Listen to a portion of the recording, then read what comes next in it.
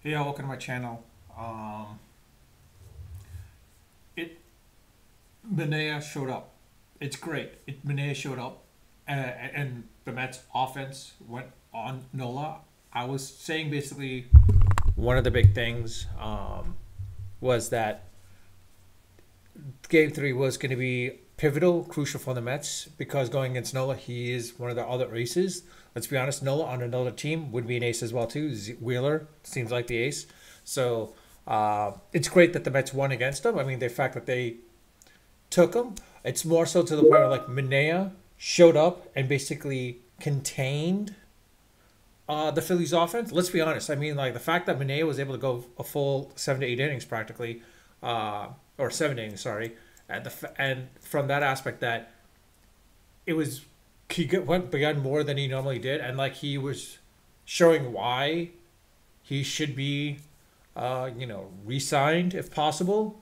Was the fact is like the he got out of all those jams. I mean, granted, yeah, the Mets gave him quite a number, large lead at that point, so that he became a little. I think he became a little too comfortable in the seventh inning, and that's why they scored in those 2 runs. I mean, giving it to Bryce Harper rather than challenging him, it made sense to challenge him, but you didn't want to give him a home run at that point. But in any case, it's better than what Severino did in Game Two, basically.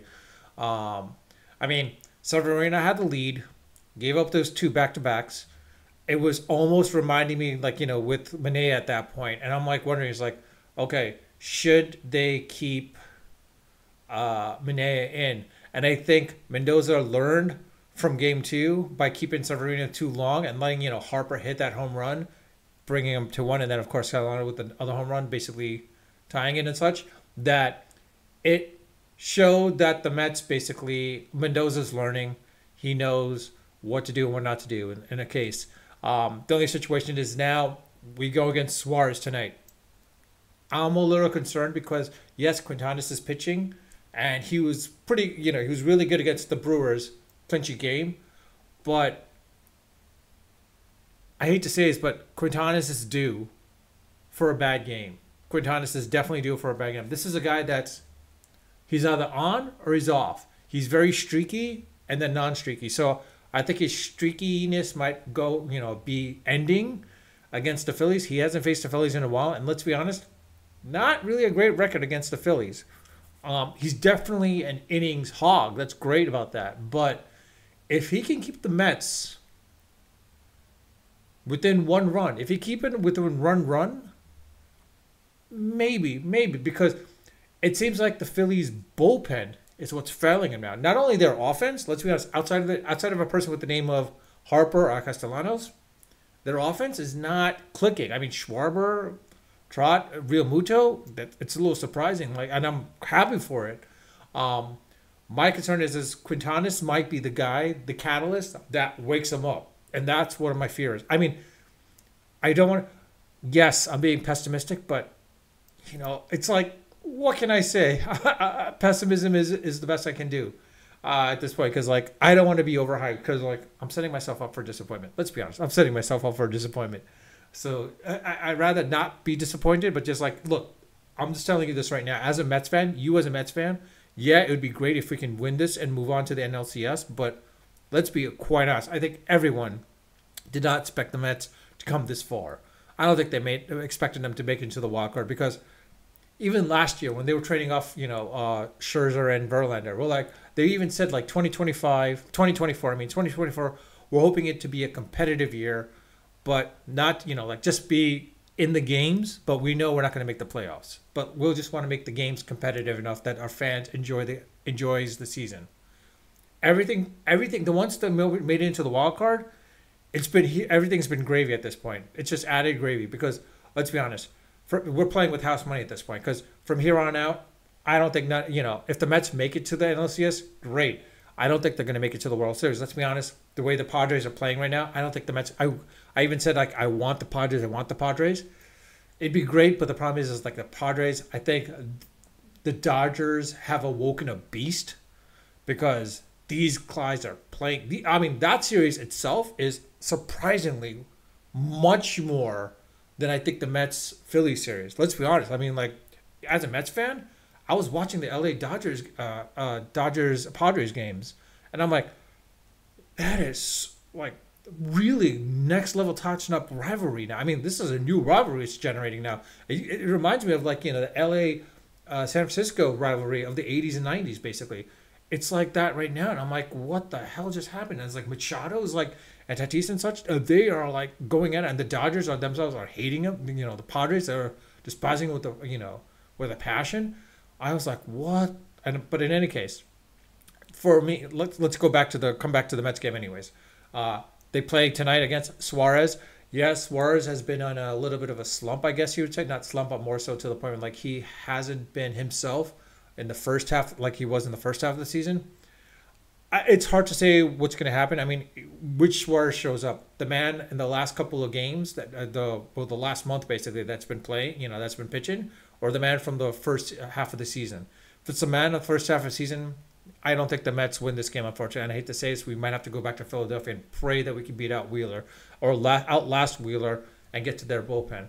The question is can the Mets get to their bullpen? All they have to do is be patient. If they can just keep the game within reach, like a run or so, I think then we should have it. But in reality is like this is. I just say I don't think the Mets are winning this game. Of course, I want them to win, but I think Quintanas is due for a bad game, and I hate to say it's probably going to be one of those games. If Mendoza has Miguel in the back ready in the bullpen, that would be great. Also, the other aspect is do you use Dave Peterson? I want to say yes, but the other half of me wants to say no because I think you want to say Peterson for Game 5. I think you're going to have to use Peterson. You can't use Senga. Senga was great for two innings, but you're going to have to use Peterson for Game 5 at this point. So I would say Peterson for Game 5. And look, if the Mets get into the NLCS, hey, even better. Then you could use Peterson as your starter because Peterson and Minea and Severino have shown that they deserve to be there. And Peterson has definitely showed as of late that he should be the one that starts the NLCS. I just say this, but more so, Minea should be the one probably to start Game 1 though, in my honest opinion, because the way he's been pitching, the way he adjusted his mechanics. I mean, they were even saying yesterday the way he's adjusted his mechanics, he definitely deserves it. Now, the one thing though that is really, really annoying, it's not the game itself, but it's the bloody after analysts, basically you would say, or analysts. I mean, you got freaking Jeter, Poppy, and A-Rod. I mean, honestly, I wanted that smug face smack the hell off of Jeter's face when he asked that stupid ass question to Alonso. I was like, hey, well, do you want to unpack your suitcase? Do you not want to pack your suitcase? I'm like, ask him about the hitting. I was like, yeah, that smug face. And I know that's the Yankee in him trying to dig into the Mets because, like, the Yankees crosstown rivals and such, across the subway up in the Bronx. Big brother there, like trying to like, I was like, I want to smack his face, and I want to also smack A-Rod's face too. Even though he was a Mets fan, you could still feel that he had that little dig as a Yankee basically. I'm like, even though like steroid freaking user. Anyways, to the point, I hate those guys. I honestly, if I had my choice, I'd probably have Pedro as I'd actually have Pedro. Yeah, Pedro as one of those analysts. And I used to like him as that. I would prefer him as well too. I mean, let's be honest. I think there should be perfect panel would probably be Pedro, Maddox, Greg Maddox that is, and a hitter. I don't know what hitter would be good for this. Someone that's kind of unbiased in a ways, but also a good commentator as well too, per se. But in any case, Pedro. Actually, you know what? Take away Pedro. Greg Maddox. But I know Greg Maddox doesn't like to talk as much because like he's not as verbal per se, but he would be the ideal because he could show the mechanics and show what the pitchers are doing, how they should adjust. Honestly, I'm surprised that Greg Maddox is not a pitching coach. He should be a pitching coach. That's it. I should say Greg Maddox, David Wright. David Wright, yes.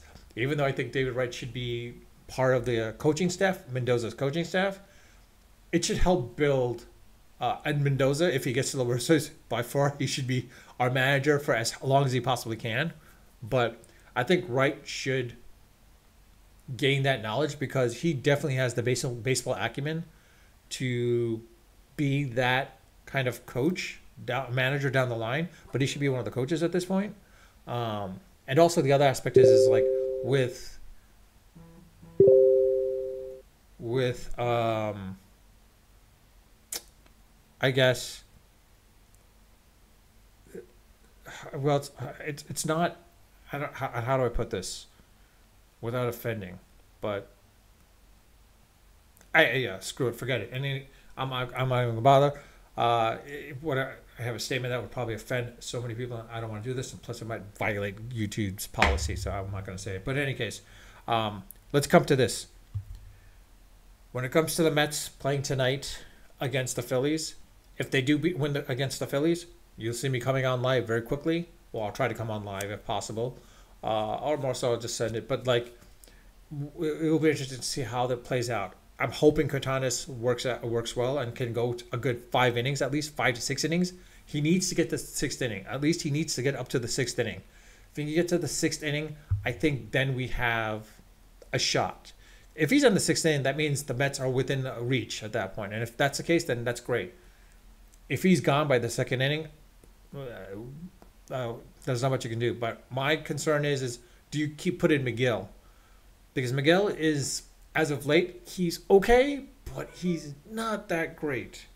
And so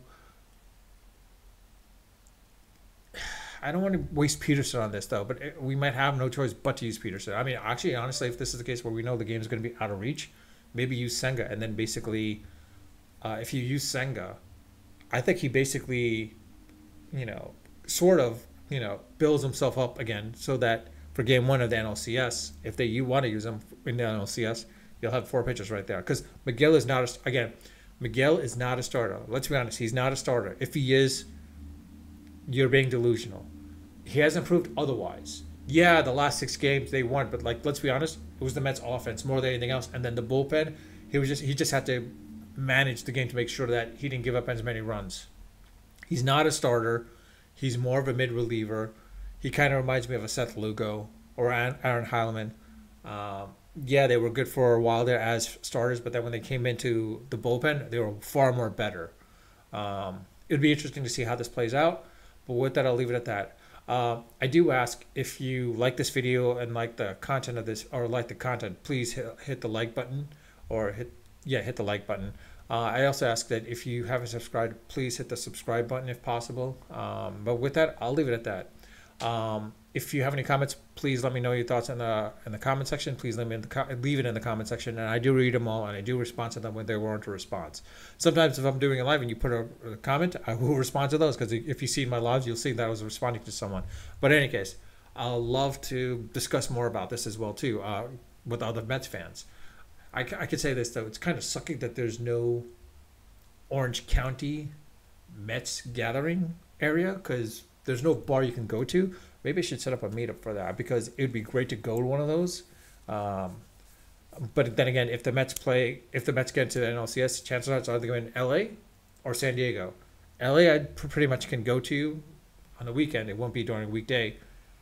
San Diego, it'd have to be a weekend. Even though it's an hour and a half drive, it's going to be a little hard, and price, depending on the price, that's also another factor as well too. But with that, I'll leave it at that.